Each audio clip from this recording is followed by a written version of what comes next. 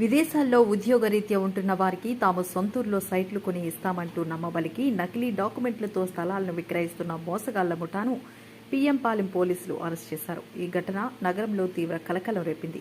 PM Palem ACP Appalaraju తెలిపిన వివరాల ప్రకారం జూలై 12న ఒక మహిళ వాడుకుల మణికుమారి వైఫ్ ఆఫ్ ప్రసాదరావు తమకు తప్పుడు డాక్యుమెంట్లతో 2 వ్యక్తుల స్థలాన్ని అమ్మినట్లు ఫిర్యాదు చేశారు. ఆమె భర్త ప్రసాదరావు ప్రస్తుతం ఖతార్ దేశంలో ఉద్యోగరీత్యా ఉంటున్నారు.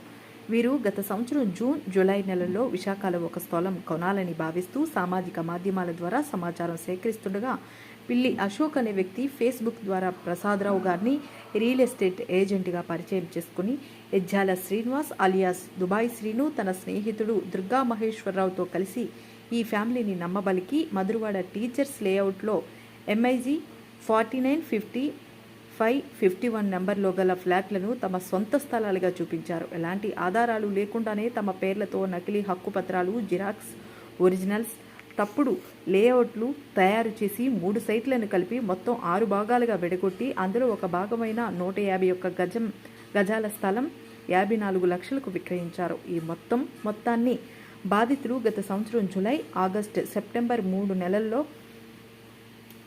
నెలల్లో దఫాలుగా బ్యాంకు ద్వారా చెల్లింపులు చేశారు. తర్వాత ఈ నెల మొదట్లో కుటుంబం ఇండియాకు వచ్చి స్థలాన్ని ప్రత్యక్షంగా పరిశీలించగా మోసం తేటతెల్లమైంది. దుబాయ్ శ్రీను ప్రస్తుతం మధురవాడ సాయి ప్రియా గార్డెన్స్లో తేజ్ అనే రియల్ ఎస్టేట్ సంస్థ నడుపుతున్నారు. అక్కడ కూడా అనేక మంది ఉద్దేశపూర్వకంగా మోసానికి గురవుతున్న అవకాశం ఉందని పోలీసులు భావిస్తున్నారు.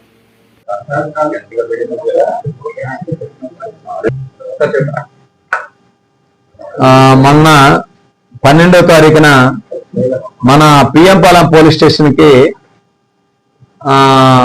వాడుకుల మణికుమారి, ఆమె భర్త ప్రసాదరావు గారు ఇద్దరు పోలీస్ స్టేషన్కి వచ్చి ఒక కంప్లైంట్ లాడ్జ్ చేయడం జరిగిందండి. ఆ కంప్లైంట్ ఈ వాడుకుల మణికుమారి, ప్రసాదరావు గారు ఎవరంటే వాళ్ళు యాక్చువల్గా మన మల్కాపురం ప్రాంతానికి సంబంధించిన వాస్తవ్యులు. వాళ్ళు ఉద్యోగరీత్యా ఖతార్ అనే దేశం వెళ్ళిపోయి ఆ కంట్రీలో జాబ్ చేసుకుంటున్నారు. గత 15 సంవత్సరాల నుంచి వాళ్ళు అక్కడే ఉంటున్నారు అన్నట్టు చెప్పారు. గత సంవత్సరం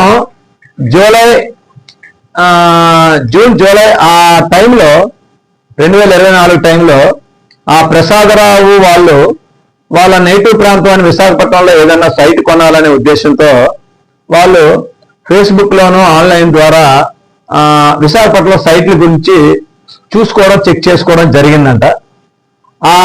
ఎప్పుడైతే ఆ ఆన్లైన్లో సైట్ల గురించి చెక్ చేస్తున్నారో అది తెలుసుకున్న మన విశాఖ నగరానికి సంబంధించిన మల్కాపురం ఆయన ఎజ్జల శ్రీనివాస్ ఎలియాస్, ఆయన దుబాయ్ శ్రీని అంటారు, ఆయనకు పిల్లి అశోక్ అని చెప్పి మన మునగపాక ప్రాంతం అనకాపల్లి జిల్లాకు సంబంధించిన ఒక అతను ఉన్నాడు. ఆయన కూడా స్నేహితుడు. వీళ్ళిద్దరూ కలిసి ఆయనకి ఫేస్బుక్ లో పరిచయం చేసుకున్నారు. మేము విశాఖపట్నం నగరంలో ఈ సైట్లు అంటే NRIs కి ఎవరైతే మన విశాఖపట్నం వాస్తవ్యులు ఇతర దేశాల్లో ఉంటారో వాళ్ళందరికీ చాలా మందికి ఇలాగ సైట్లు కొనిపించామండి. అమ్మకాలు కొనుగోలు చేసినప్పుడు మమ్మల్ని కన్సల్ట్ చేస్తుంటారు. మీరు ఇలాగ సైట్కి చెక్ చేస్తున్నట్టు మేము చూసాం. అందువల్ల మీకు మంచి సైట్ కావాలంటే ఉన్నదేంటంటే వాళ్ళు విశాఖపట్నం వాళ్ళు కాదని చెప్పి కొన్ని సైట్లు చూపించమన్నారు. వీళ్ళు కొన్ని సైట్లు ఫోటోలు తీసి చూపించడం జరిగింది.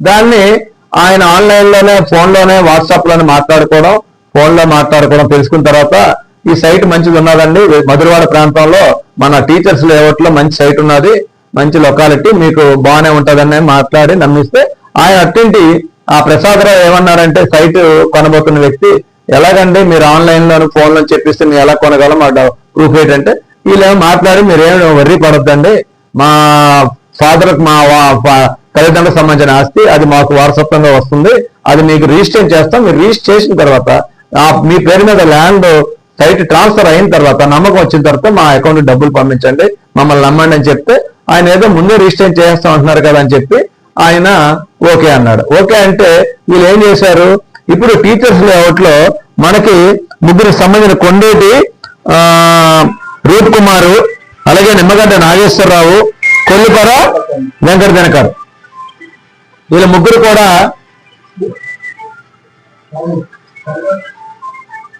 వీళ్ళు ముగ్గురు కూడా మన రిటైర్డ్ ప్రొఫెసర్స్ అండి. అందులో ఇద్దరు చనిపోయారు, ఒక అతను మాత్రమే ఉంటున్నారు. ఆ పిల్లల వారసులు ఒకళ్ళేమో తిరుపతిలో ఉంటారు, ఒక ఫ్యామిలీ ఏమో విజయవాడ కృష్ణా జిల్లాలో ఉంటారు, ఒకరు మన విశాఖ నగరంలో ఉంటారు.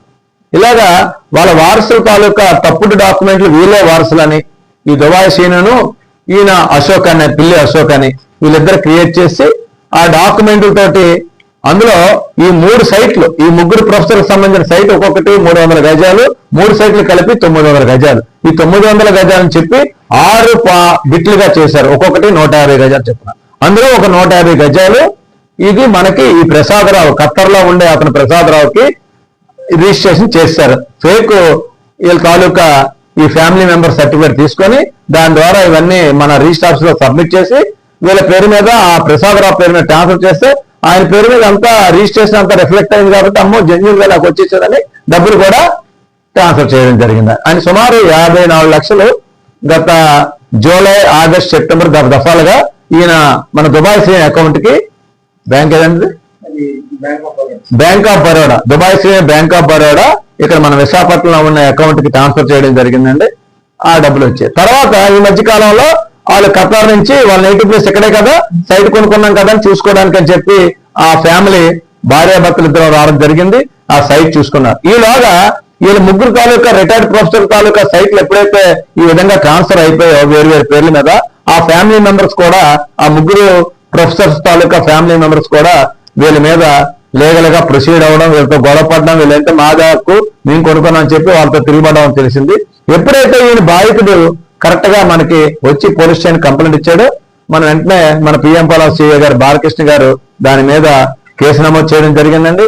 కేసు నమోదు చేసి మా సిపి గారు, మా డిసిపి మేడం గారు ఇచ్చిన డైరెక్షన్స్ ప్రకారంగా ఆ కేసుకి మన భాస్కరరావు ఎస్ఐ గారు ఇన్వెస్టిగేషన్ ఆఫీసర్ గారు నియమించడం జరిగింది. వీరిద్దరూ దాన్ని చాలా తక్కువ కాలంలో 12వ తారీఖు రిపోర్ట్ ఇచ్చారు. ఇమీడియట్ గా ఈ డాక్యుమెంట్స్ అన్ని కూడా ఏవైతే ఫేక్ డాక్యుమెంట్లు వీళ్ళ తాలూకా లీగల్ హెయిర్ సర్టిఫికేట్లు క్రియేట్ చేశారు ఇవన్నీ కూడా తప్పుడు అని తెలియంది. రెవెన్యూ ఆఫీసుల్లోనూ అన్నింటిని కూడా కన్సర్న్ ఆఫీసుల్లో వెరిఫై చేసి ఇవన్నీ వాళ్ళ ఆఫీస్ నుంచి ఇష్యూ చేయబడలేదు, ఇవన్నీ ఫేక్, ఇవన్నీ క్రియేట్ చేసి ఈ ల్యాండ్ ని వీళ్ళ పేరు మీద ట్రాన్స్ఫర్ చేయించి దాన్ని వేరే వాళ్ళ కమ్మి డబ్బులు లాగారని చెప్పి మా దర్యాప్తులో తెలియంది. వాళ్ళిద్దరిని ఆ దుబాయ్ సీన్ ఎడ్జర్ సీన్ దుబాయ్ సీన్ మెయిన్ వాస్తవుడు ఆయనకి ఇక్కడ మన పిఎం పాలెంలో ఎంతేజ్ గ్రూప్ అని చెప్పేసి ఒక రియల్ ఎస్టేట్ సంస్థ అని ఒక ఆఫీసు కాలనీ సాయిప్రియ రిసార్ట్స్ లో ఒక కాలనీలో ఒక ఇల్లు తీసుకొని ఒక సంస్థను కూడా ఈయన రన్ చేస్తున్నాడు. ల్యాండ్ బ్రోకర్ గా ఈయన చలామణి అవుతున్నాడు. ఒక ఆఫీస్ తీసుకొని యాజిఫ్ ఈయన ఒక సంస్థను రన్ చేస్తున్నట్టు అందరిని నమ్మించడానికి ఈయన సుమారు ఇప్పుడు 900 గజాలు 6 బిట్లకని చేసి ఫ్రాడ్ చేశాడండి. ఇది ఇవన్నీ కూడా ఈ కేసు కట్టడం వల్ల ఈ తాలూకా ఈ ఫ్యామిలీకి మనం లీగల్ గా వాళ్ళకి యాక్షన్ తీసుకుంటున్నాం. ఇది 54 లక్షలు ఆయన అకౌంట్ కి వచ్చింది. ఆ అకౌంట్ నుంచి డబ్బులు కూడా వేరు వేరు మనుషులకి ఆయన ఆ అకౌంట్ లో ఇప్పుడు లేవండి. ఓన్లీ సుమారు 1 లక్ష రూపాయలు ఎంత ఉందో మిగతా అమౌంట్ అంతా ఎక్కడికి వెళ్ళిందంతా దర్యాప్తు అంతా తీయాలి.